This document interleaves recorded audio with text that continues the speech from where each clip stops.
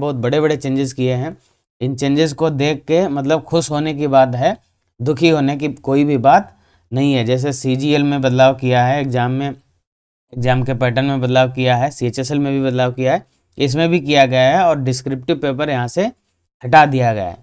ठीक है, तो चलिए पूरा देखते हैं, डिस्कस करते हैं वन बाय वन क्या क्या चेंजेस हुए हैं, सारे बताएंगे। आप पूरा वीडियो ध्यान से देखिए बिना स्किप किए हुए। चलिए सबसे पहले देख लेते हैं कि डेट जो है, एग्ज़ाम फॉर्म स्टार्ट होने की डेट है 18 जनवरी और लास्ट डेट है 17 फरवरी। इससे बहुत पहले ही आप भर दीजिए, क्योंकि लास्ट में SSC की वेबसाइट चलती नहीं है। ठीक है, करेक्शन की पेमेंट की 19 फरवरी और करेक्शन की आपकी जो है 23 फरवरी तक रहेगी लास्ट डेट, और एग्ज़ाम डेट रहेगी आपकी अप्रैल में, जैसा कि SSC के कैलेंडर में भी दे रखा है। ठीक है, अप्रैल में आपका एग्ज़ाम होगा। वैकेंसीज रहेंगी, वैकेंसीज इस बार बहुत ज़्यादा बढ़ी हुई हैं। MTS की 10,880 वैकेंसीज हैं, ये अप्रॉक्स में है, इसमें कम ज़्यादा हो सकती हैं, आप इतनी मान के चल सकते हैं। हवलदार की पोस्ट हैं 529, तो करीब 11,400 के आसपास टोटल पोस्ट हैं, एक अच्छी खासी नंबर ऑफ वैकेंसीज हैं। और इसके बाद में देखते हैं एज लिमिट क्या होगी। एज लिमिट होगी और उसकी कट ऑफ डेट क्या होगी, 1 जनवरी 2023 को। 1 जनवरी 2023 को आपकी एज कम से कम 18 साल और ज़्यादा से ज़्यादा 25 साल होनी चाहिए MTS के लिए। अगर आप हवलदार के लिए भर रहे हैं, अगर आप हवलदार के लिए भर रहे हैं तो आपकी कम से कम 18 और ज़्यादा से ज़्यादा 27 साल होनी चाहिए। कट ऑफ डेट क्या है, 1 जनवरी 2023, इस तारीख को आपकी एज इतनी होनी चाहिए। एज में रिलैक्सेशन भी मिलेगा, अगर आप SC ST कैटेगरी से हैं तो आपको 5 साल का रिलैक्सेशन मिलेगा, आप OBC से हैं तो 3 साल का, आप मतलब डिसेबल्ड हैं, आपके पास कोई डिसेबिलिटी सर्टिफिकेट है और आप UR कैटेगरी से हैं तो 10 साल का, डिसेबिलिटी विद OBC कैटेगरी 13 साल का, डिसेबिलिटी SC ST कैटेगरी से तो 15 साल का आपको रिलैक्सेशन मिलेगा।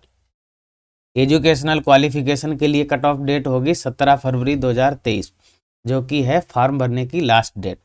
ठीक है, आपकी एज की कट ऑफ डेट है 1 जनवरी 2023 और एजुकेशनल क्वालिफिकेशन आपके पास 17 फरवरी 2023 तक हो जानी चाहिए। 10वीं पास आपका रिजल्ट डिक्लेयर हो जाना चाहिए। ठीक है, मैट्रिकुलेशन एग्जामिनेशन का रिजल्ट आपके पास होना चाहिए, उसमें आपको पास डिक्लेयर घोषित किया गया।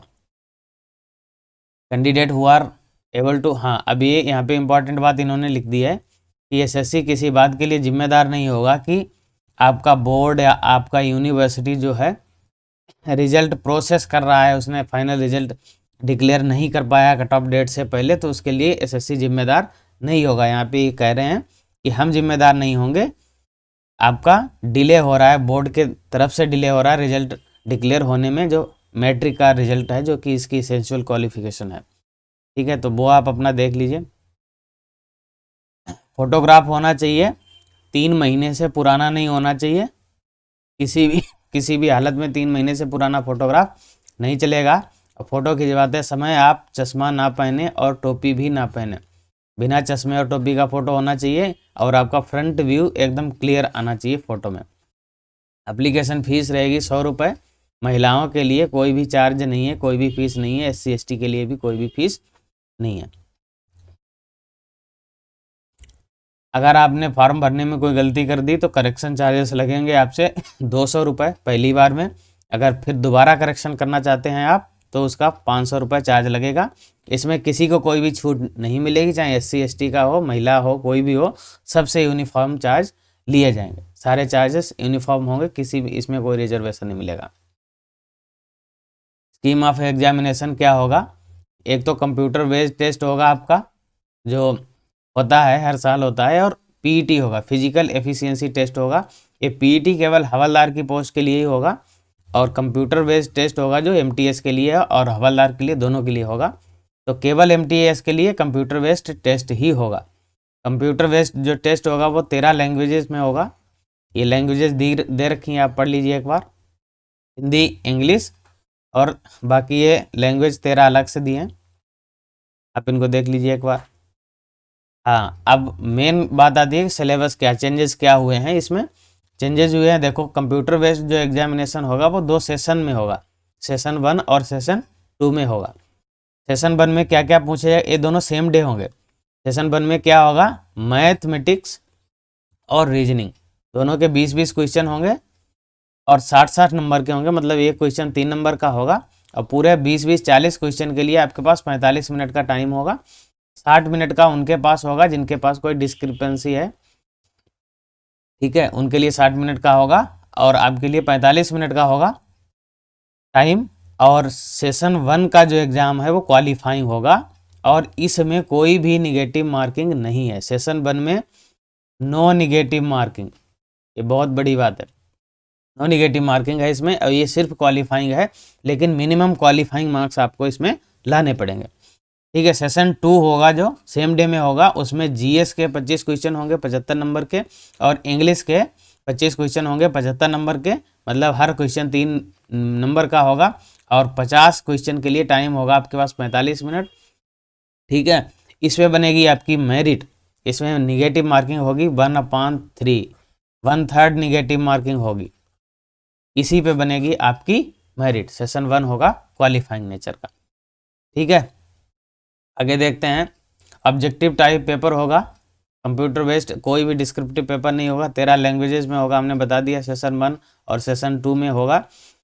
कोई भी निगेटिव मार्किंग नहीं होगी सेशन 1 में और सेशन 2 में निगेटिव मार्किंग होगी, कितनी होगी, 1/3, 1 mark for each wrong answer, मतलब 3 नंबर का क्वेश्चन होगा, अगर आपने गलत किया तो 1 नंबर काट लिया जाएगा, तो 1/3 माइनस मार्किंग होगा। फिजिकल एफिशिएंसी टेस्ट होगा हवलदार की पोस्ट के लिए, केवल एमटीएस की पोस्ट के लिए नहीं होगा। और फिजिकल एफिशिएंसी टेस्ट में क्या होगा, वॉकिंग करवाई जाएगी आपसे 1600 मीटर की, कितने मिनट में, 15 मिनट में आपको वॉकिंग, और फीमेल के लिए 1 किलोमीटर की 20 मिनट में वॉकिंग करवाई जाएगी। फिजिकल एफिशिएंसी टेस्ट होगा। फिजिकल स्टैंडर्ड क्या होंगे जो हवलदार की पोस्ट है उसके लिए, मेल के लिए होगा, हाइट होगा, उसकी हाइट होनी चाहिए 157.5 सेंटीमीटर, 5 सेंटीमीटर का रिलैक्सेशन है उनके लिए जो गढ़वालीज हैं, असमीज हैं, गोरखा हैं और member of scheduled tribe ST community के जो लोग हैं उनके लिए 5 सेंटीमीटर का हाइट में रिलैक्सेशन होगा। चेस्ट आपका 81 सेंटीमीटर होना चाहिए और 5 सेंटीमीटर उसका एक्सपेंशन होना चाहिए। फीमेल के लिए हाइट होनी चाहिए 152 सेंटीमीटर, यहाँ भी 2.5 सेंटीमीटर का रिलैक्सेशन है, इसके लिए Garhwalis, Assamese, Gorkhas and member of scheduled tribe ST community के लोगों के लिए और असमी, गढ़वाली, गोरखा के लिए।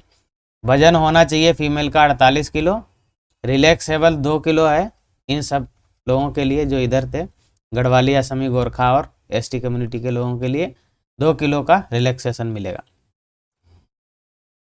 ठीक है। इसमें इतना ही, नोटिफिकेशन से जो इंपॉर्टेंट बातें थी सारी हमने बता दी हैं। आप अगर नोटिफिकेशन भी पढ़ना चाहें तो नोटिफिकेशन पूरा पढ़ सकते हैं, यहाँ पे कमेंट सेक्शन में लिंक मिलेगा, वहाँ से नोटिफिकेशन मिल जाएगा आपको।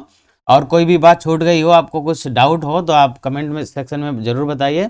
और जितने लोग फॉर्म भर रहे हैं एमटीएस का वो भी अपना कमेंट सेक्शन में ज़रूर बताएं कि फॉर्म भर रहे हैं। हमारे यूट्यूब चैनल पे एसएससी की, एमटीएस की एक अच्छी तरीके से तैयारी करवाई जाएगी वो रेगुलर तरीके से, तो आप इसको सब्सक्राइब भी कर लीजिए चैनल को और बेल आइकन भी दबा लीजिए ताकि आपको नोटिफिकेशन भी मिलता रहे। चलिए मिलते हैं अगली वीडियो में, तब तक के लिए अपना ध्यान रखिए, थैंक यू।